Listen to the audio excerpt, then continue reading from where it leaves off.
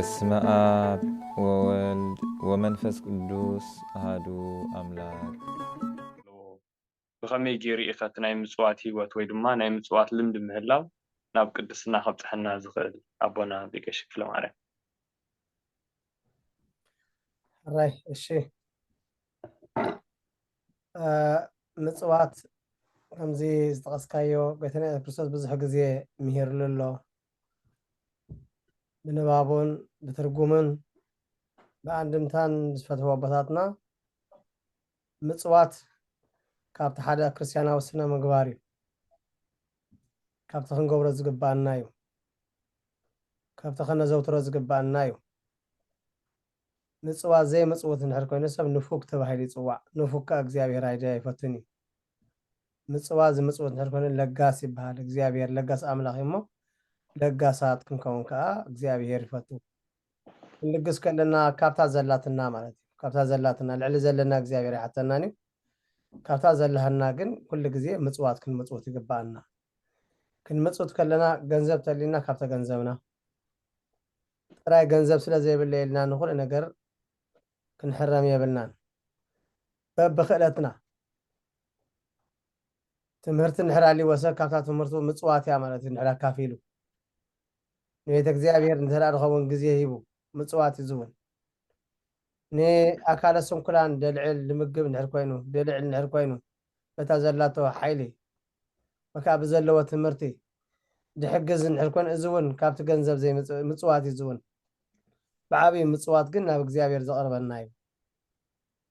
ቆርኔሌዎስ ዝተባህለ ሓደ ሓለቓ ሚእቲ ዓንተ ወይ ጠቒስና ነርና ኣብ ግብረ ሃዋርያት ምዕራፍ 10 ቁጥሪ 1 ተጠቒሱ ዘሎ ቆርኔሌዎስ ምስ ቤተሰቡ ንእግዚኣብሔር ዝፈርህ ንእግዚኣብሔር ዘኽብር ጸሎት ዝፈቱ ነይሩ። ጥራይ እዚ ዘይኮነ ግን ምጽዋት ከዓ ዘዘውትር ነበረ ይብል። ምጽዋት እውን የዘውትር ነይሩ። እዚ ብምግባሩ ማለት ኣብ ቅድስና ክንሪኦ ከለና መጨረሻ ናይ ቅድስና ህይወት ንጻርየ መላእክት እዩ። መላእክት ንምርኣይ እዩ። ሰብ ካብ ምድሪ ልዕሉ ከይመጽወተ ከይዓሸረ ስነ ምግባር ከይገበረ ገብርኤል ርእዮ መልኣኽ ርእዮ ማርያም ርእያ ክብል እዚ ሓሶት እዩ። ስለዚ ሰብ ብስራሕ እዩ ንጻርየ መላእክቲ ዝበቅዕ ብቕዓት ክረክብ ኣለዎ ኣብ ንጻርየ መላእክቲ ክበቅዕ እንድሕር ኮይኑ። ስለዚ ንምርኣይ መላእኽ ንምግላፅ ንምርኣይ ዝበቕዐ ቆርኔሌዎስ ብጸሎት ጸላይ ብምጽዋት እውን መጽዋቲ ፍርሓ እግዚኣብሔር ከዓ ዘለዎ ምስ ደቁ ከዓ ንእግዚኣብሔር ዘኽብር ዝጽልን ከም ዝነበረ ይርኢ እሞ እግዚኣብሔር ኣምላኽ ከዓ መልኣኹ ልኢኹ ገጸ መላእክቲ ንምርኣይ በቂዑ ማለት እዩ። ስለዚ ኣብቲ ግብረ ሃዋርያት ዝነግረና እንታይ ዝብል ቆርኔሌዎስ ኣብ ቂሳርያ ቆርኔሌዎስ ዝተባህለ ኣብቲ ኢጣልያ ጭፍራ ዝተባህለ ክፍሊ ሰራዊት ሓለቓ ሚእቲ ዝኾነ ነበረ። ንሱ ምስ ኩሉ ስድራ ቤቱ ንኣምላኽ ዘመልኽ መንፈሳዊ ሰብ ህዝቢ እውን ብዙሕ ምጽዋት ዘዘውትር ኩሉ ሰዓ ከዓ ንኣምላኽ ዝልምን ዝጽልን ነበረ ይብል። እታ ሰዓት ሰዓት ናይ መዓልታ ኣበሊ ድማ ብግቡር ትሪኢ መልኣኽ ኣምላኽ ናብኡ ኣትዩ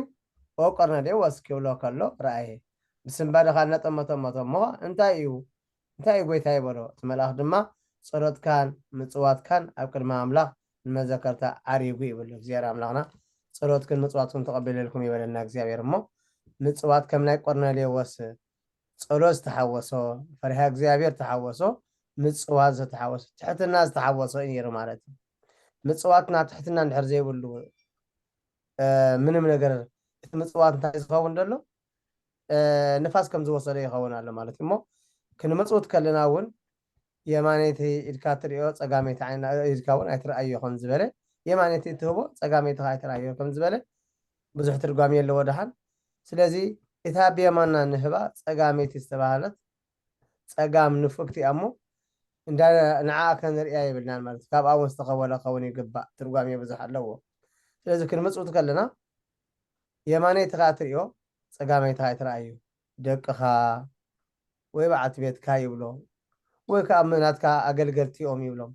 እዚኦም እንድሕር ሪኦሞ ሰበይትኻ ኣይ እዚ ዳ ከመይ ጌርና ንደቅና ኸ እንዳበለት ተኳልፈካ እያ ደቅኻ ኸ እዚ ዳ ፅባሕ ንጎ ንዓና ናብራና ዲኻ ትህቦ ዘለኻ ንቤተ እግዚኣብሔር ምጽውቶ ዘለኻ እንዳበሉ ከሸግሩኻ እያ። ካብቲ ክትህቦ ዝግባእካ እንድሕር ክትብል ኢኻ እሞ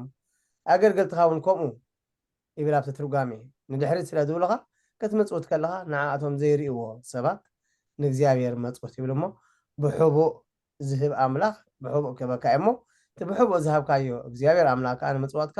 بقلص ኣብ ቅድመ መላእክትን ኣብ ቅድመ ቅዱሳን ከዓ ክፈድየካ እዩ ብለሞ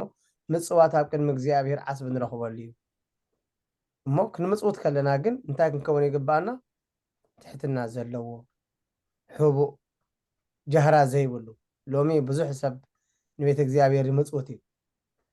ኣብ ገለገለ ንጋገየ ግን ኣለና ቤተ እግዚአብሔር ዝመጽወትናዮ ቆሊሕና እንደገና ንሪኦ ማለት እዩ ቤተ ክርስቲያን ትማል ዘገልገልናዮ ትማል ተኸልናዮ ትማል ብምጽዋትና ዘብጽሕናዮ نحن أوكي وأموال نذكرنا نريء مالتي نبيت እግዚአብሔር ዋና ጎይታ እዩ እና ሁላትና አገልገልቲና ክንመጽውት ከለና አገልግልና ደለና ክንቅድስ ከለና መጽውት አገልግልና ደለና በብዘለው ወይ ዝመጽውት ደለስ ማለት ስለዚህ ዝመጽውትና እዩ ተመልሽና ክንሪኦ ይብልና ብዙ ሐሳብ ግን ነታ ቤተ እግዚአብሔር ከማንነት ገይሩ ይሪያ ሰባት ክመጽ ከለውን ይነፍግ ገለገለ ትሪኦ ማለት እዩ ሕናት ማዘምጻና የትማል መጽዮም ሕጅ መጽዮም ከም ዝገብሩ እዚ ገጋዩ ስለዚህ መጽወትና እንታይ ንገብረለና ተመልሽና ንከራኸረለና ሞ እዚውን ካብቲ ጉድለት እግዚአብሔር ዝሃብናይ እግዚአብሔር ናይ ትማል ዝበልዓናየ ግን አይን ዝክሮይና ዓም ዝበልዓናየ ዓም ዝተኸለና አይን ሙገይን ዝክሮይና ስለዚህ ዓም ዝመጽወት ካይኻ ናይ ነብስና ስለዝኾነ ኩሉ ግዜ ብትሑትና ኸውን ይግባእ ንዝሃብናይ እግዚአብሔር ከም ዝሃብናይ ገርና ንግባእ ንሰባት ንሰባኻ ጉባኤ ወይ ንግለሰባት ወይ ነተቀሻ ይኮናን ነግሎም ይብናዮ ታይዳ ንእግዚአብሔር ዝሃብናይ መጽዋት ስለዝኾነ እቲ ብሕቡእ ዝሃብናዮ ብጎድካ እግዚአብሔር አምላኽ ማታን ከፍለና ምጽዋትና ብትሕትና ምጽዋትና ብትዕግስቲ ምጽዋትና ምስ ጸሎት ምስ ኩሉ ስነ ምግባር ክኸውን ይግብኦ ስለዚህ ጎይታና ኢየሱስ ክርስቶስ ምጽዋት ረዳኢ እዩ ረዳኢ ምዃኑ እውን ብዙሕ ግዜ ተነጊርና ኣሎ ምጽዋት ኣበድ መስዋዕቲ ካብ መስዋዕቲ ምጽዋት ይፈቱ ይብል ከምኡ ናብ ሉቃስ ወንጌል ሉቃስ ኣነ ግና ገንዘብ ምስ ተወዳእኩም ኣብ ዘላለማዊ ኣባይቶም ምእንቲ ክቕበልኹም ብምድራዊ ሃብቲ ንርእስኹም ዝኸውን ኣዕሩኽ ግበሩ ይብል ገንዘብ ምስ ተወዳእኩም ገንዘብ ምስ ተወዳእኩም ኣነ ግና ምስ ገንዘብ ምስ ተወዳእኩም ጽባሕ ንጎ ኣብ ሰማያት ዓስቢ ኣዕሩኽ ክኾንኹም በቲ ምድራዊ ሃብቲ እንታይ ግበሩ ንነብስኹም ዝኸውን ኣዕሩኽ ግበሩ ይብል ስለዚ ናይ ንወዲ ሰብ ዝምጽውተ ሰብ ኣብ ሰማያት ዓርኪ ዝኾነ ጠበቃ ዝኾነ ዋሕሲ ዝኾነ ትንምጽውተ ዋሕስ ክኾነና ኣብ ቅድመ እግዚአብሔር ከቅርበልና እግዚአብሔር ክቅበለና መስዋዕትና ተቀበል ንዓና ከዓ ናብ ገነት ከእትወና እዩ ስለዚ ናብ ገነት ዘእቲ እዩ ናብ መንግስተ ሰማያት ንምእታው ዘበቅዕ እዩ ምጽዋት ምስ ምንታይ ግን ምስ ስነ ምግባር ዘለዎ ማለት ምጽዋት ምስ ስነ ምግባር ንተሓውሹ ናብ ቅድስና ይብጽሓካ ስለዚ ቅዱሳን ዝረኽቦ ዓስብ ይውህበካ ኣነ ግና ገንዘብኩም ምስ ተወዳእኩም ኣብ ናይ ዘላለማዊ ኣባይቶም ምእንቲ ክቕበልኹም ብምድራዊ ሃብቲ ኣዕሩኽ ግበሩ ጽባሕ ንጎ እንታይ ክኾኑ ኣዕሩኽ ክኾኑኹም ይብል ዓርኪ ዝበሃል መላዝብቲ እዩ ኣብ ትርጓሜ ክነገረና ከሎ ሓደ ሰብኣይ ሰለስተ ኣዕሩኽ ነበርዎ ይብል ቀዳማይ ካልኣይ ሳልሳይ ኣብ ዓርኪ እውን ኣብዚ ናይ ስጋ እውን ከምኡ ኢና ንገብሮ ማለት እዩ ስለዚ ሰለስተ ዓርኪ ነይሮም እሞ እቲ ቀዳማይ ዓርኩ ልዕሊ ህይወቱ ዝበል ኣብሊፁ ዝፈትዎ ዓርኪ እቲ ካልኣይ ዓርኩ ማዕረ ህይወቱ ዘፍቅሮ ዓርኪ እቲ ሳልሳይ ዓርኩ ትሕቲ ህይወቱ ገሩ ዘፍቅሮ ዓርኪ ይብል ምጽዋት ንምጽወቶ ከመይ ምዃኑ ክንሪኦ እንድሕር ኮይና ሰለስተ ዓርኪ ካብ ኣዕሩኽ ሓደ እዩ ምጽዋት ስለ ተቀዳማይ ህይወት እቲ ቀዳማይ ዓርኩ ዝተባሃለ እቲ ካብ ንጉስ መፀዋዕታ ምስ መጾ እቲ ሰብኣይ እምበኣር ናብ ንጉስ ክኸይድ ቅድሚኡ ምስ ንጉስ ርክብ ነበሮ ዝረኽቦ ዝነበረ ድሕራይ እዋን ግን ካብ ንጉስ መፀዋዕታ መጺዎ ነዞም ሰለስተ ይዕርኹ ከሰኒዮ ወደልዩ ካብ ሰለስቲኦም ከሰኒዮ ወደልዩ ቀዳማይ ልዕሊ ህይወቱ ዘፍቅሮ ዓርኩ ስለ ዝነበረ ናብኡ እዩ ዝኸዱ ቀዳማይ ዓርኪ ንሓቶ ኢና ማለት እዩ ንዕኡ ኸይዱ እንታይ ኢልዎ ዓርከይ መፀዋዕታ ካብ ንጉስ መጺኒ እሞ ክተሰኒየኒ ኢልዎ መሰኔታ ደልየ ኣለኹ ኢልዎ ዋ ናብ እንዳ ንጉስ ዳታ ይፈልጦ ኣነ ናብ እንዳ ንጉስ ዘኽይድ ተግባር የብለይኒ ኣነ ዝፈልጦ ይብለይኒ ምናልባት ግን ኣነ ዓርከይ ኢኻ ልዕሊ ህይወት ካብ ተፍቅረኒ ስለ ዝፈልጥ ናብ ንጉስ ዘኽይድ ሎሚ ኣብ ግዜ ስእነትካ እኖ ክዳን ክኸድነካ ኢልዎ እቲ ልዕሊ ህይወቱ ዘፍቅሮ ዓርኩ ሓራይ ክዳን ተኸዲኑ መልሹ ከዓ ማዕረ ህይወቱ ዘፍቅሮ ዓርክኻ ነይርዎ ንስኸ እንታይ ነይሩ ቤተሰቡ ሰበይቱ ቤተሰቡ እዮም ነይሮም ልዕሊ ህይወተይ ዘፍቅሮ ዓርኪ ናብቲ ማዕረ ህይወቱ ዘፍቅሮ ዓርክኻ ከይዱ እንታይ ኢልዎ ኣሰኒየኒ ኢልዎ ቤት ንጉስ ዳ ይፈልጣ ኣነ ምናልባት ناو زخير كدان كخدنا كاي خيل ناو كبصح كاي خيل ابتا افدقه كافدقه ني غن ايفطني እንዳንጉስ ይልዎ ቤተ መንግስት ይልዎ حراي كدان رخيبو نا ቤተ መንግስት ደእቱ ደብጽሑ ካ ረኺቡ ኣብ ውሽጢ ዘእቱ ግን ኣይረኸበን እስከ ትሕቲ ህይወቱ ዘፍቅሮ ነበረ ዓርክ ካ ኸይድዎ ዓርከን ለማዓት ኩነኒ ኢሉ እግሩ እንዳሰገ ይኸይድዎ እንታይ ኮንካ ኢልዎ ካብ ንጉስ መፀ ማዕታ መፀ ኣብ ክተብፅሓኒ ቤተ ኣው እንዲ ስራሕ ኢልዎ ስራሕ ያው እዩ ረኸባይ ተሰኣል ኢሉ እቲ ምስ ንጉስ ኣራኸቦ ኣብቲ ውሽጢ ቤተ መንግስት የእተዎ ይብል ትርጓሜ ስለዚ እቲ ቀዳማይ ዓርኩ ዝተመሰለ ገንዘብና ብሙሉ እዩ ምእንቲ ገንዘብ ኢልና ንገብሮ ፍቕሪ ምእንቲ ገንዘብ ኢልና ንግዝኦ ህይወትና ሙሉእ ልዕሊ ህይወትና ኢና ንሪኦ ማለት እዩ ልዕሊ ህይወትና ኢና ንግዛእ ንነፍስና ንግዝኦን ንስጋና ንግዝኦን በበኒ ንገንዘብ ኢልና ንግዝኦን ስለዚ ልዕሊ ኩሉ ህይወትና ኣፍቂርና ነፍቅሮ ገንዘብ እዩ ማለት እዩ كنفكر خمسة جبا سلازي نجنزب الحراف كيرنا صباح نقول مصوعتها سبسة خاب جزيرة راملا مصوعتها مثلا نقوله يتجنزب أنت زي ما تقولنا له أنت زي عشرنا له من نجار أنت إذا نخدنا له كلتا متر على باس ولا متر على باس رأي خبرنا تخير يتي كلاي عرك إمبارح قدامي عرك زيو كلاي عرك استبالها بيتسب يوم بيتسب ناون أنت مصوعت أنت زي ما تقولنا له أنت مصوعتنا له تركب طعم النمبر يتي ببيتسب لنا نقول نأكل جنزب صباح نقول واحد سبعة أخونا ناكلني بيت منقص أطول ناكلني منقص سميات كأطول ناكلني سلازي نيسدرانا إلنا طلع نحن نقمت كنا جنزب السوق المقننين يكون مو نبيته سوون موت ميت إنك زيارة صوع إنمو إسكنا منقص سميات كتأتون نايلوهم وإحنا راس قاعدة قول قالنا أبويا دين لنا نزانية كامبر كاو خنا حل فاينا خلينا كاو ثرفت إن إحنا يلومو مالتي سقع مقابرنا سنية كلامه الزغانا بيته صوت هذا عجنتا تريفو اتي كابت تحت هيوت زفكر عارك تريفو صقا مصوات زمصوت هلا زي 10 لا نيرا مصوات نيرا لماد نيراتو كن مصوت لنا حق نحرينايو كابت كله دومزنا كن دي منتاينا نعشر مع هيوت يكون فرقونا يكون وحد بلاتها تا مصواتنا مالتي سلازي تا مصوات كا مبار نغاب እግዚአብሔር ክጽውዖ ኮነ ነምጽዋት ዝመጽወታ ስለዚ ነበረት እታ መጽዋት ወይ ታ ዝክር ወይ ታ 10 ግን ኣብ ቅድሚ እግዚአብሔር ተዕርገና ስለዝኾነት እንታይ ሎ ኣብ ሰማያት ዕሩቅ ክኾንኩም እዮም ኢሎሞ ዓርኪ ኮይኑ ዘሰነዮ እንታይ ተልና ምጽዋት ሞ ምጽዋት ረዳእነት ተኸዛብ ዘው እንደኾነ ንሕና እውን ብቅድስና ብንጽና ኢና ምጽዋትና ክንምጽውት ፍላይ ኣብ ዘለናዮ ወርሓት ከዓ እቲ እነቐመጡት እንበልዖ ገንዘብ እቲ እንበልዖ እንጀራ ናይ ንጉሆ ፀምና ኣለና ፋዱት ፀምና ኣለና ኣጋምሸት ኢና ንበልዕልና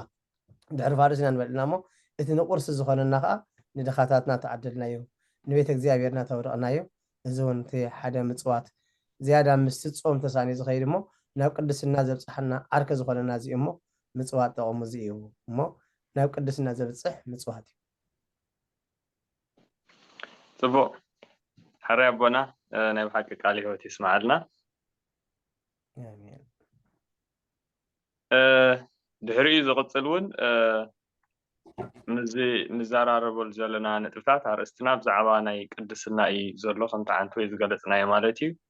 እዚ ሰሙን እዚ ቅድስ ተባሂሉ ዝፅዋዕ ብዛዕባ ቅድስና ብዛዕባ ንጽህና ዝስበኸሉ ግዜ ስለ ዝኾነ ኢና ብዛዕባ ቅድስና ንዘራርብ ዘለና እስካ ኣቦና ቤቀሽ ብስራት ቅድስና ማዕርጋትን ደረጃታትን ኣለዎ ድዩ ከመይ ከይመስል ምናልባት ኣቦና ቤቀሽ ተክለ ማርያምን ትንከፍከብልዎ ፀኒሖም ናብ ንጻሬ መላእክት ናብቲ ማዕርግ ትኽበጽሕ ብዙሕ ክትዓዩን ክትሰርሑን ዘለካ ሂወት ኣሎ እናበሉ ካብ ሓደ ምጽዋት ምዃኑ ክገልጽልና ፀኒሖም እሞ ቅድስና ማዕርጋትን ደረጃታትን ኣለዎ ድዩ እንታይ ከይመስል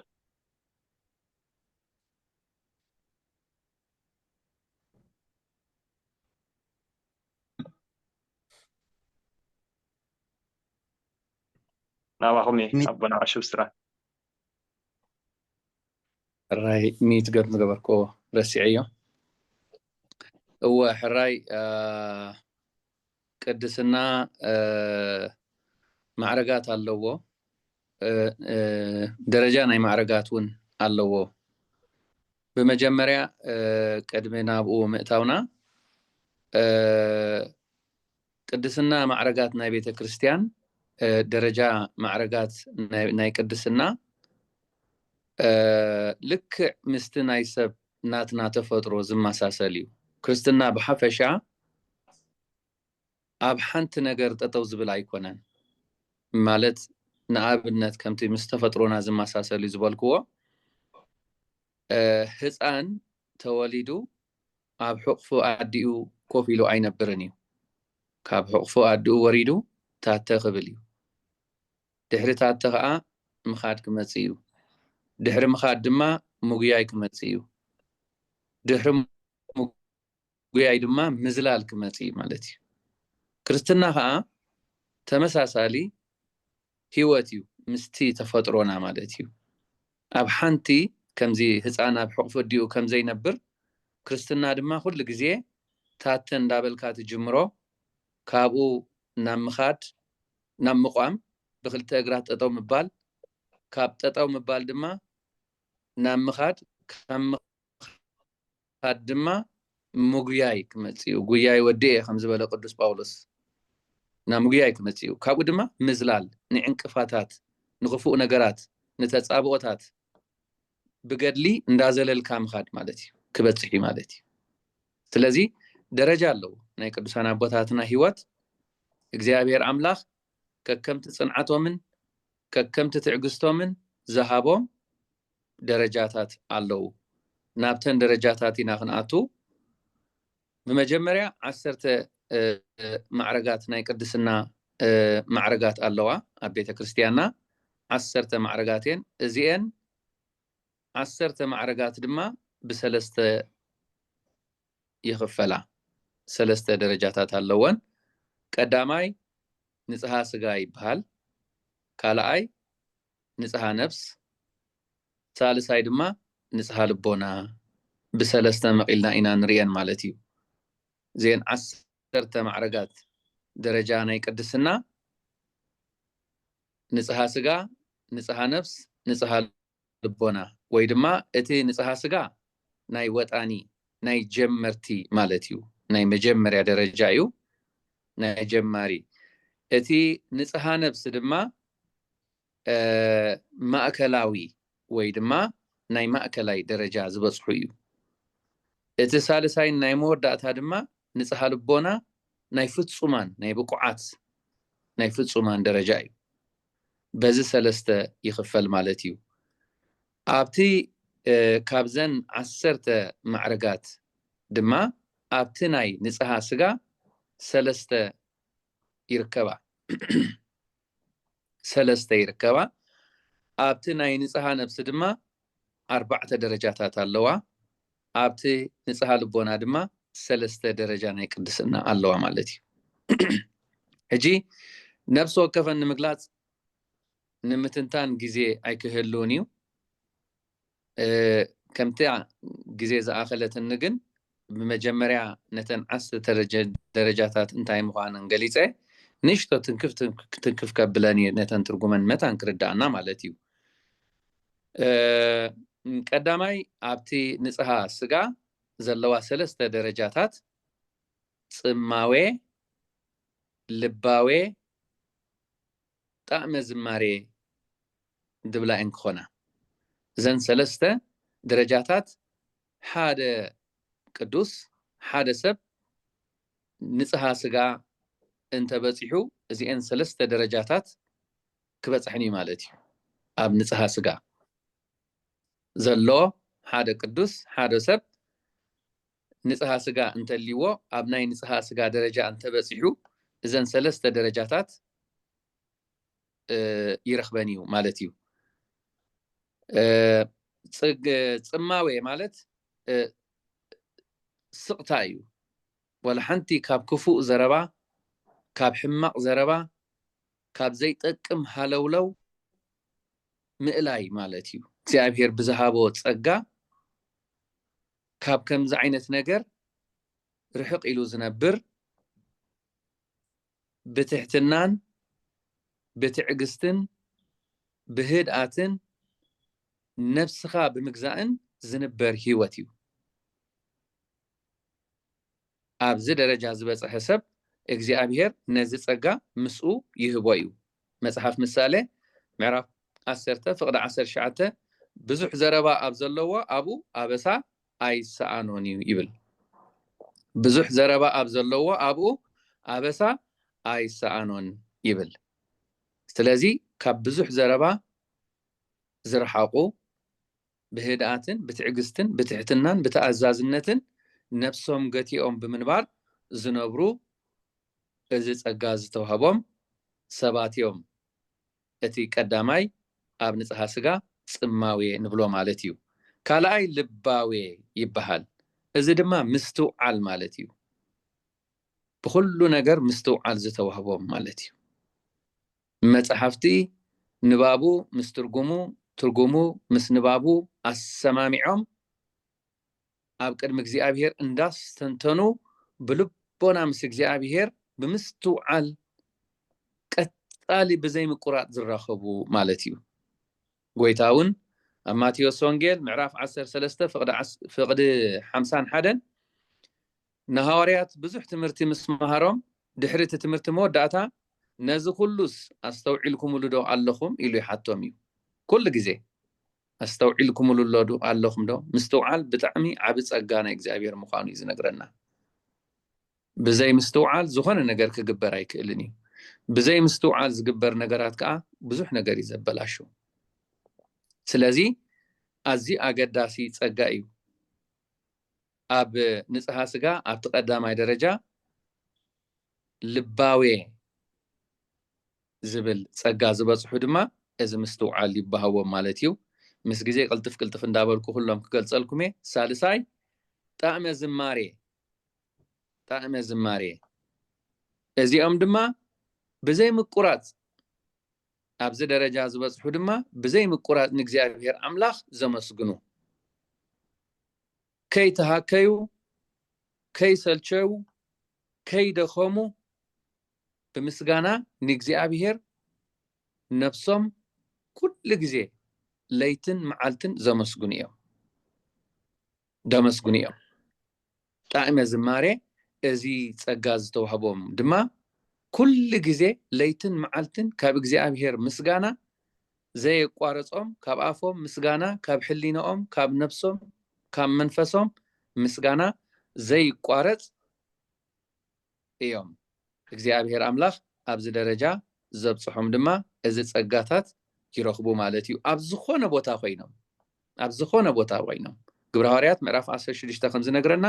ጳውሎስን ሲላስን ዋላ ቤት ማእሰርቲ እንዳዘመሩ እንዳኣመስገኑ ከለው እቲ ቤት ማእሰርቲ ተናዊጹ ማለት እዩ። ኣብ ቤት ማእሰርቲ ይብሉ ኣብ ገለ ይብሉ ኣብዚ ደረጃ ዝበጽሑ እግዚአብሔር አምላኽ ብዝሃቦ ምስጋንኦም ኣብ ዝኾነ ቦታ ኣይቋረጽን ማለት እዩ። እዚ ቀዳማይ ንጽሃ ስጋ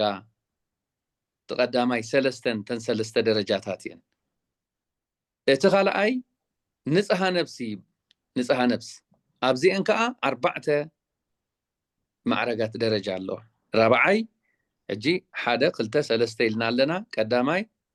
ጽማዌ፣ ካልኣይ ልባዌ፣ ሳልሳይ ድማ ጣዕመ ዝማሬ፣ ራብዓይ ድማ ኣብ ንጽሃ ነፍሲ እዩ ዝርከብ። ራብዓይ አንብእ ይበሃል። እዚ ድማ ኣብዚ ደረጃ ዝበጽሑ ከዓ ናይ ንብዓት ጸጋ ዝተዋህቦም ናይ ንብዓት ጸጋ ንብዓቶም ከም ክረምቲ ማይ ዝነብዕ ዝበኽዩ እንዳስተንተኑ እቲ እዚ ጎዲሉኒ ኣቦይ ስኢነ ኣደይ ስኢነ እዚ ጎዲሉኒ እዚ ሃብካንን እዚ ኣይሰምዓካንን ዘይኮነስ እቲ ስቃይ ናይ ክርስቶስ ኣብ ቀራንዮ ምእንተ ዓለም ኩሉ ህዝቢ ምእንተ ዓለም ኩሉ ፍጥረት ዝተቀበሎ መከራ እንዳዘከሩ ሓጢያተኛ በደለኛ መሐረኒ ይቅረበለን እንዳበሉ እንዳስተንተኑ ኩሉ ግዜ ብንብዓት ካብ ንብዓት ዘይፍለዩ እዚ ናይ ንብዓት ጸጋ ዝተዋህቦም ቅዱሳን እዮም። ንሕና ኣብ ቅድሚ እግዚአብሔር ጸሎት ጌርና ኣብ ቅድሚ እግዚአብሔር ክንጽሊ ንብዓት እንተመጺና ብንብዓት ንጽሊ እንተኮይንና ናይ ብሓቂ ዕድለኛታት ኢና። ንብዓት ስቂሉ ኣይርከብን። እግዚአብሔር እንተዘይሂቡካ ብሓጢያትካ ኣሚንካ ኣብ ቅድሚ እግዚአብሔር እንተዘይወዲቅካ ንብዓት ብቀሊል ዝርከብ ኣይኮነን። እዚኦም ግን ስግኦም ዘይኮነት ዋላ ነፍሶም እያ ትነብዕ። እዚ ማዕረግ እዚ ቀሊል ደረጃን ማዕረግን ኣይኮነን። አንብእ ይበሃል። ሓምሻይቲ ኩነኔ ይበሃል። ሓምሻይ ድማ ኩነኔ። እዚ ድማ مجزاتي بهال جزءات كنني مالت جزءات فقاد سقوم نفقاد نفسهم زقزولو درجاي كابزي درجة أتحيزو فقاد ناي سقا بمولو أب تحتم قدصار ناي نفسي جزءاتي أتو مالتي فتوم ناي فقاد سقا أي كهلوم كل نجر أب تحتي ناي نفسي فقادي أتو مالتي منم عينت سقا فقاد حيلي سلطان يبلون أبز درجة زبط كناني كله فقاد نفسي يزخون حجي نحنا زلنا يو درجة جنا رحق سلازخنا صومكم تصخلا كتصوم دو يتفني كتصل دو كدقس سجان نفسن كل جزء يبقى عصيام سجان نفسن كل جزء يتأمامتو يواقيام تواقيان حادي أنزل شنفني نخون إذا ما أبز درجة زبط حقن فقاد سجاز بحال نجر يلن أب تحت قصة ناي نفسي آتي الله كابزيني نو سجان نفس تحيل له حيلي يلن دخيمو أب تحت قصة ناي نفسي آتي الله مالتي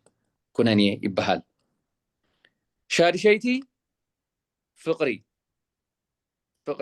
أبير فقري باليوحنس 4 أبير فقري بال زي أبز درجة زبط حقا كم أبير أملاخ نخلو زفكرو مالتي نخلو زفكرو حتصير نوح كيح تسليم دخا هبتام فلات زي تمهره زي بلو نخلو زفكرو نساتهم كا بخلو زفكرو نخلو زفاتو بخلو زفتو مالتي قدوسان نصوحان كم أبير مالتي نصوحان نخلو سب فقر زلوام يمكا فقري تنا أبير زداليوف تفاقروا زبلو نجر بتخكل زبصحوا مالتي فقر أبير زلوام فقر بيت زلوام مالتي كله خان عم زفتهم ولا ننسى زحالي مالتي ننسى خي ترفه زحالي ننسى خي ترفه زدنقصو روحات فكرات مالتي فقري بحال شابعي حست بحال حست ازيهم ابز درجه زبصحو دما ابز شابعي ابز درجه زبصحو دما ابزليو حليم ابز خونه بوتا زغبرن ززربن زمكرن ነገራት ዝሰምዑ ዝፈልጡ ማለት እዩ ኣብዛሃለው ሃልዮም ማለት እዩ ምኻድ ዘየድልዮም ኣብዛሃለው ሃልዮም ኣብ ዝኾነ ቦታ ዝምከርን ዝነገርን ነገር ዝፈልጡ ማለት እዩ ንኣብነት ካልኣይ መጽሓፈ ነገሥት ምዕራፍ 6 ፍቅዲ 10 ነቢ ኤልያስ ንፈልጦ ታሪኽ እዩ ናይ ሶርያ ንጉስ ኣብ ዓዱ ኮይኑ ምስ ሰራዊቱ ዝመኽሮ ነቢ ኤልያስ ኣብ ሰማርያ ኮይኑ ይሰምዖ ነይሩ በዚ መጽኹም ኣለው በዚ ኸድኹም ኣለው እንዳበለ ይነግሮ ነይሩ ኩሉ ነገር ኣብዛሃሎ ሃልዩ ኮይኑ ኩሉ ዝፈልጥ ማለት እዩ ቅዱስ ጴጥሮስ ግብረ ሐዋርያት ምዕራፍ 5 ሃናንያን ሰጲራን ኣብ ገዝኦም ኮይኖም ነቲ ከምጽዎ ዝደልዩ ምጽዋት ኣብ ገዝኦም ኮይኖም ዝመኽርዎ ነገር እሱ ኣብታ መጋቢያ ኮይኑ ይሰምዖም ነይሩ ንገሊኡ ኸትርፉ ንገሊኡ ኸ ንመጽውት ክብሉ ክማኸሩ ይሰምዖም ነይሩ እዚ ሁሰት ይበሃል መታን ምስቲ ግዜ ክንከይድ ክንቅልጥፍ እዚአን 4 ድማ ንጽሃ ነፍስ ዝበጽሑ ኣብ ንጽሃ ነፍሲ ዝበጽሑ ደረጃ እዚአን 4 እየን ተንተሪፈን ዘለዋ ሰለስተ ድማ ኣብ ንጽሃ ልቦና ዝበጽሑ ዝረኽቦም ኣቦታት እዮም ተንተሪፈን ዘለዋ ሰለስተ ሻሙናይን ታሻዓይን 10 ድማ ኣብ ንጽሃ ልቦና ዝበጽሑ ቅዱሳን ኣቦታት ዝረኽብዎን ጸጋታት እዮም ተቀዳማይ ሻሙናይ ንብሎ ካብ ተቀዳማይ ክንመጽእ ከለና እቲ ሻሙናይ ንጻሬ መላእክት ይበሃል ንጻሬ መላእክት ይበሃል አንተ ወይ አበቀሺ ክፍለ ማርያም ገልጾ ነይሩ ንጻሬ መላእክት ይበሃል እዚ ድማ ንመላእክቲ ምርአይ እዚ ማለት ንመላእክቲ ምርአይ ማለት ንመላእክቲ ኣብ ቀዳማይ ንጽሃ ስጋ ኣብ ካልኣይ ንጽሃ ነፍስ ዘለዎ ንመላእክቲ ርእዮም ናይዚኦም ግን ፍሉይ እዩ ብኸመይ እዩ ናይዚኦም ነፍሶም በአካል ኮለው عينهم كي تلمته عينهم كي تشفنه نفسهم ناب عالم ملائكت خيدا أبتي ناي عالم ملائكت زلو مسجانان أقلقلوتن كل زفلت زريو مالتي كل ريوم زمصو لك كم تقدس باولس تمسيتو ناب سالساي سماي تمسيتو كم زخده أبو زنبرة مسجانا أبو زنبرة أقلقلوت ريو كم استملسه قدسان أبوتاتنا دما نفسهم ناب عالم ملائكت خيدا كلنا ملائكت أقلقلوت انتلقوها زريو مالتي امبر نملائكت مرأي دعا أبنصها سقا أبنصها نفس زلون نملائكتي قصالي يريو يميم ازيهم ግን كساع لعل خيدهم كله أقلقلوتهم كله تلقوهم زريو بصيحهم زملسو زمالالسو قدسان ناي قدسان معرግ درجاني تاشعي تسطو برهان يبحال تسطمو مرهان يقريتا تسطمو مرهان أبرها أوشت برهان زنبرو أوشت برهان زنبرو كريستوس برهان كريستوس لبيسهم زنبرو نعقم ناي صحاي مصا ناي صحاي مئتاو منم ما يكونن ناي ورحي مفرراق أزمانات أيفولطوني أب برهان دخانة كريستوس أبو زنبرو سلازخونو مالتي تسطمو برهان برهانهم كريستوس ترايو صحاي نعقم أيتدليو منيا نصحاي أي مهللون يم نماي أي مهللون يم صحاي كريستوس لبيسهم بصحاي كريستوس زنبريو نزيو حدا أبو بقو أبو نام مبرا نام معراب كوينهم كصليو خلو حدا خمس خماي دخم زي فلات قربيلو أبو نمبرا كويو كصل زقبو إيلوهم نصحاي كا موسان معرابان أي فلتاني ناتي صحاي صدق إيسوس كريستوس يلوم كل جزء نايسب درجة خايفلت كات زارب انتخونك أبجيجا أخات ودو درجة نايسب درجة ناي مهرانكا درجة ناي كدوسان أبوتاتكا خايفلتك إزي كوي بوز جبر انتهيل كان بخا ختمكر كتمهر انت تبجيسكا أبجيجا نابشجرين أخات ودو زما بوزهم كا بقع سلوز نبارو ناتكا صحاي فلتاني موسان معرابان أي فلتاني ناتي صحاي صدق إيسوس كريستوس يلومو مخنياتو حقهم يوم إذن إحنا نتقامل لصحاي نعوما يدليوم نيو صحاي بين تعرب بين توصي صحايهم كريستوس لزخونه بكل زوريهم الله بزخونه وجن كوينهم تصليو نعوم بزوريهم كريستوس يتصحاي صدق إيسوس كريستوس يو سلازي تسطمو برهان يبحال اتي تاشعاي اتي عسراين ناي مودات هادما كوينه اسات يبحال كوينه اسات لك حاتين اب حوااتيو كم زي قاتل نتحود ما لبيسو كم زنبر أبوتاتنا قدسان دما أبز درجة مسبصحو أول نتي سقا أب نفسهم استوهبهم نسقوهم كاب سقوهم حاليفو نخدانهم سلازبتصح تهواسيان اقوا أب كدانهم انت علبا قاسيلن نحريرن نودقا قدوس أبونا أبونا باسيلي أبا باسيليوس أبز درجة كابز بصحي نيرو قدوس إفريم كبصحو مسكده أما أخل بيت كريستيان أب أقلقلوت كله تهواسيان أب كدانو كعلبا كودقانا مريت مسرعية أزيو قدوس نون معرقون ريو يتمليسو قدوس إفريم لذي اتي تاشعين ناي موداتان دما نأسات يبهال دحر كوي نأسات دما نصرة سلس قدوس يركب مالتيو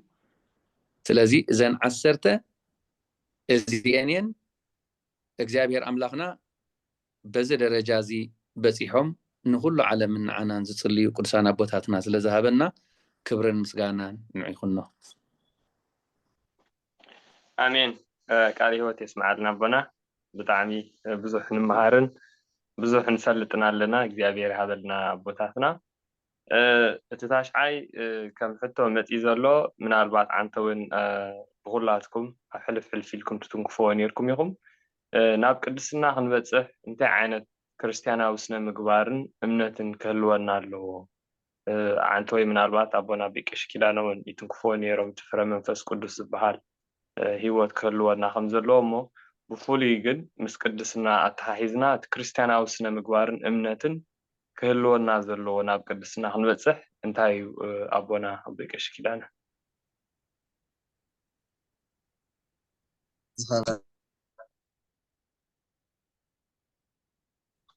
ሚት ኮይና ኣላ ኣቦና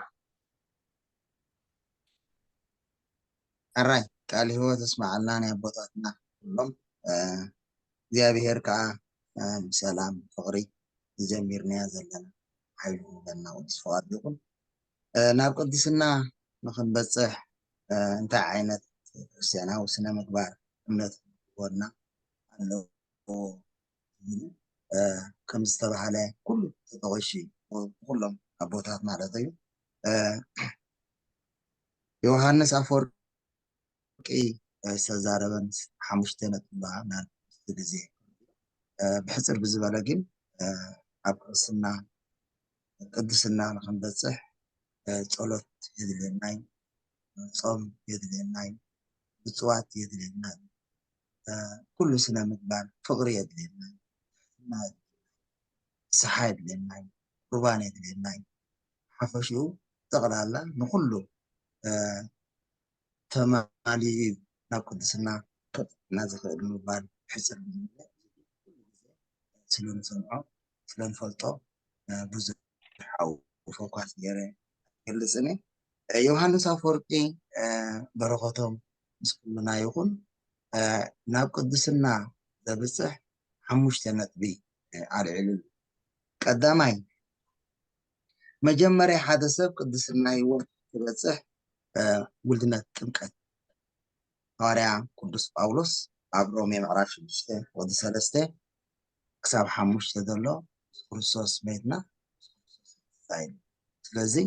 ውልድነት ጥምቀት ከም መጀመርያ ግዜ ክገዝ ከሎ ሓደ ኣባል ቤተክርስትያን ትኸውን ኩሎም ምስጢራት ብምልኦም ዘለዎ ከዓ ጥምቀት ጌርካ ንኩሎም ክትገብሮም ማለት እዩ ተካውኖም ማለት እዩ ስለዚ ብሕፅር ብዝበለ ሓደ ሰብ መጀመርያ ዝተጠመቀ ብድሕሪኡ ካልኣይነት ግን ኣይደሎ ኣካል ክርስቶስ ጥምቀት ኣካል ክርስቶስ ይኸውን እዚ እውን ሐዋርያ ቅዱስ ጳውሎስ ኣብ ቀዳማይ ቆሮንቶስ ምዕራፍ 6 ወደ 5 ገሊፅዎ ኣሎ ስለዚ ኣካል ክርስቶስ ምስ ኮንካ በቲ ሓደ ውልድነት ረኺብና ኣባል ቤተክርስትያን ኮይና ሓር ካልኣይነት በቃ ኣካል ክርስቶስ ብድሕሪኡ ዝመፅእ ሳልሳይነት ካብ ኣብራኽ ስላሴ ተወሊድካ ከምኡ እውን ኣካል ክርስቶስ ተዳ ኮይንካ ኣብ መዝገበ ሂወት ተፃሒፍካ ኣለኻ ድሕሪ ውልድነት ድሕሪ ኣካል ክርስቶስ ኣብ መዝገበ ሂወት ተፃሒፍካ ኣለኻ ማለት እዩ ኣብ መዝገበ ሂወት ተፃሒፍካ ኣለኻ ሐዋርያ ሉቃስ ወንጌል 10:20 ጎይታና መድሓኒና ኢየሱስ ክርስቶስ ታይልዎም ነቦታትና ሐዋርያት ስልጣነ ክህነት ሰማያዊ ተዋሂብኩም ኢኹም ንሕሙማት ትፈውሱ ኣጋንንቲ ተርሕቁ ስልጣን ተዋሂብኩም ምክንያቱ ጎይታና መድሓኒና ኢየሱስ ክርስቶስ ምስኡ ብምኻዱ ስልጣን ብምሃቦም እቶም ኣቦታትና ሐዋርያት ከዓ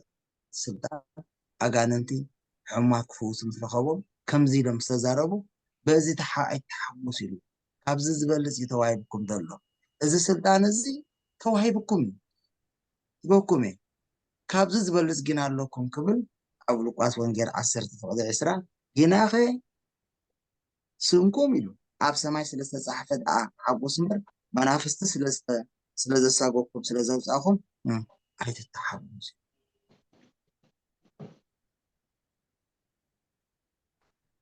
እዚ ቃል እውን ነቢ እግዚኣብሔር ሙሴ ካብ እስራኤል ካብ ግብፂ ከውፅኦም ከሎ ንእስራኤል እናተጓዓዙ ከለዉ እግዚኣብሔር ኣምላኽና እንታይ ኢልዎ ንሙሴ እዚኦም ህዝቢ እዚኦም ኣይሰምዑን ምስ በሉ እግዚአብሔር ናይ አብርሃም ይስሐቅ ያዕቆብ ቃል ኪዳን ረአ ካብዚኦም ህዝቢ እዚኦም ተጥፍሲ ንዓይ ካብ መዝገበ ህይወት ውልድነት ምስ ረኸብና ኣካል ክርስቶስ ምስ ኮንና ከምኡ ድማ ኣብ መዝገበ ህይወት ንፅሓፍ ናይ ቅድስና ገልጽ ከሎ ዮሃንስ አፈወርቅ እዚ ኣብ መዝገበ ህይወት ንፅሓፍ ስለዚ ጎይታ እውን ቦታትና ሐዋርያት ምሳይ ብምኻትኩም ትምህርተይ ብምሓዝኩም ኣብ ዝበልዓ ኩሉ ትበልዑ ኣብ ሰትዩ ኩሉ ትሰትዩ ኣብ ደቆስ ኩሉ ትድቁሱ በዚ ብዙሕ ኣይትገረሙ ካብዚ ዝበልፅ እዩ ዘለኩም ኣብ መዝገበ ህይወት ምፅሓፍኩም ጥራይ ክሕጉሰኩም ኣሎ እምበር ኣጋንንቲ ብምውፃኹም ስልጣን ክህነት ሂበኩም እያ ኢሉ ጎይታ ንፁር ነገራ ማለት እዩ ስለዚ ኣብ መዝገበ ህይወት እንተተፃሒፍና ወረስቲና ወራስት ኣብ ወልድነት ኣካል ክርስቶስ ካብ ኣካል ክርስቶስ ኣብ መዝገበ ህይወት ካብ ተፃሒፍ ወረስቲ መንግስተ ሰማያት እዚ ኩሉ ዝንብሎ ዘለና ግን ካብ ጥምቀት ጀሚርና ቆልዓ ምስ ተጠመቀ ቤተክርስትያን ከይረሓቀ ኩሉ ስነ ምግባር እናገበረ እናፆመ እናፀለየ እናመፅወተ ቤተ ኣምላክ እንዳኸደ ቃል እግዚአብሔር እናተማሃረ እናተነስሐ እናተቀበለ ኩሉ ስነ ምግባር ንብሎ ዘለና ናብ ቅድስና ህይወት ዘብፅሕ ማለት ስለዚ እቲ ደረጃታት ግን ዮሃንስ አፈወርቅ ዝገይሩ ገሊፁ እዩ ማለት እዩ ስለዚ ወረስቲ ካብ ኮና ድማ ኢሉ ምስቶም ፍፁማን ጻድቃን ሕብረት ኣሎ ዕብራውያን ምዕራፍ 13 ከምዚ ኣቦታትና ዝገልፅዎ ሞዳታነት ብሓምሸይቲ ባይድዋ ኣሎ ምስቶም ፍፁማን ጻድቃን ሕብረት ኣለኩም ልበ ኣምላኽ ዳዊት ኣብ መዝሙር 133 ፍቅዲ 1 ብሕዋት ሓቢሮም ክነብሩ ክንደይ ሰናይ እንትኾኑ ምስቶም ቅዱሳን እግዚአብሔር እቶም እግዚአብሔር ዘስምሩ ቅዱሳን ዛቶም ታለኩም ኢልና ፍፁም ሕብረት ኣለኩም ሐዋርያው ቅዱስ ጳውሎስ እውን ኣብ ኤፌሶን ምዕራፍ 2 ፍቅዲ 18 ዘሎ እንታይ ነው እምበኣር ከስ ንስኻትኩም ኣብቲ ኢየሱስ ክርስቶስ ባዕሉ እምኒ ማዕዘን ዝኾነ መሰረት ነቢያት ሐዋርያት ዝተመደብኩም ደቂ ዓዶም ንቅዱሳን ስድራ ቤቱ ንኣምላኽ ባር ኣጋይሽ መጻተኛታትን ኣይ ታታ ምስቶም ፍጹማን ቅዱሳን ኣቦታት ሕብረት ኣለዎ ኣበለ ሐዋርያው ቅዱስ ጳውሎስ እውን እዚ እምበኣር ንስኻትኩም ኣጋይሽ ኣይኮንኩምን መጻተኛታት እውን ኣይኮንኩምን ኢሉ ንጹር ስለዚ ካብ ውልድነት ኣካል ክርስቶስ ኣብ መዝገበ ህይወት ምፅሓፍ ወረስቲ ካብ ወረስቲ ምዃንካ ፍፁም እቶም ፍፁማን ጻድቃን ሕብረት ኮንካ ቅዱስ ቅዱስ እግዚአብሔር እናበልካ ተመስግነሉ ቅድስና ከም ዘሎ ኩሉ ዝንብሎ ዘለና ግን ንኣብነት ናይ ቅዱሳን ምጥማት ከም ሕጂ ዝተባሃለ ጠሚትካ ድማ ቅዱሳን ኣብነት ትኾኑ በዓል ቅዱስ ዮሃንስ ናባና ጥምት ወላ ሓንቲ የብላን ኢየሱስ ክርስቶስ ዝነበሮ ሕማም ዝነበሮ ስንክልና ሓዊ ኤልያስ ኤሳው ማለት ስለዚ ናብቶም ቅዱሳን ምጥማት ስለዚ ሕብረት ንብሎ ዘለና ነዚ ደረጃ እዚ ይመፅእ ንምባል እዩ ማለት እዩ ንኣብነት መዛዘም ዝኾነና ካብቶም ቅዱሳን ንጉስ ዳዊት ንርኢ ኣብ መዝሙር 39 ፍቅዲ 12 ወይ ድማ ዕብራውያን ምዕራፍ 11 ፍቅዲ 13 ዘርእየና እንታይ ይብል ንጉስ ዳዊት ክቡር ስልጣን ዘለዎ ነዛ ሙቲ ዓለም ግን ኢትከሃበ ብጽድቂ ክሳብ ዕለተ ሞቱ ጸኒዑ ኣብ እምነቱ ጸኒዑ ዝሓለፈ እንታይ ስለ ዝነበረ ኢልና ታሪክ ቅዱሳን ኣቦታት ስለ ኣብርሃም ይስሐቅ ያዕቆብ ምክንያቱ ኣብዚ ዓለም እዚ ንሕና ኣጋይሽን ስደተኛታት ኣናኻ ኾን ኣብ ሂወትና ንመፅእ ተኮይንና ድማ ነዚ ቅድስና እዚ ሓንቲ ሰሪሕና ሓደ ነገር ጌርና ሒናዮ ንኸይድ ኣብ ሰማይ ተነቢሩኩም ኣሎ ቦታ ኣለኩም ብዘይ ተሰርሐ ኢሉ ባዕሉ ሃዋርያ ቅዱስ ጳውሎስ ገሊፅልና ኣሎ ስለዚ ናዚ ቅድስና እዚ ከም ዘቐድና ዝበልናዮ ብስነ ምግባር ተባሂሎም ዘለዉ ፍቅሪ ትሕትና ጾም ጸሎት ንስሓ ቁርባን ትዕግስቲ ኣምዳማላእና ልክዕ ከምዚ ዝተባሃለ ክንበፅሖ ከም ዝግብአና እዩ ምክንያቱ ኩሉ እንተሕጠቐሽናዮ ምስቲ ግዜ ኣይኣኽለናኒ ከምቲ መምህርና ዝገለፅዎ ግን ኣቦታትና እዚ ይኣክል ይመስል ስለዚ ናብ ቅድስና ሂወት በፅሕ ብብዙሕ መገዲ ከምዚ ሕጂ ዝተባሃለ ምስቶም ቅዱሳን ኣቦታትና ክንጥምት ነቶም ኣቦታትና እዚ ንኸዶ ዘለና መገዲ ሓድሽ ኣይኮነና ኣነ ከይዶም ብጸሎት ብጾም ብስግደት ብምጽዋት ትዕግስቲ ኩሉ ንዖም ጥራይ ፈሎ ከመይ ጌርና ኢና ንዖም ነርክቦም ንዖም ስለዘይንሪኦም ዘለና መገዶም ስለዘይሓዝና ጥራይ እምበር ከይዶም እዮም ኩሉ በዓል ኣባቡሸይ ክጽልዩ ከለዉ ትኽስ ከይንብል ኢሎም ኣብ ፀጉሮም ኣሲሮም ገመድ ታገብሩ ነይሮም ጽልዩ ነይረ ትኽስ ክብሉ ከሎ ትስብ ብዙ ከይዶም ንጸላኢ ሰናያ ስዒሮም ንሶም ዝኸድዎ ግን መገዲ ንኽሕዝ እግዚኣብሔር ጸጋ ኣብ ጸጋ ሓይሊ ምስ ሓይሊ እግዚኣብሔር ንኽዓድለና ምስቶም ቅዱሳት እግዚኣብሔር ጸጋ ኣሜን ቃል ሕይወት የስምዓልና ኣቦና እግዚኣብሔር ይሃበልና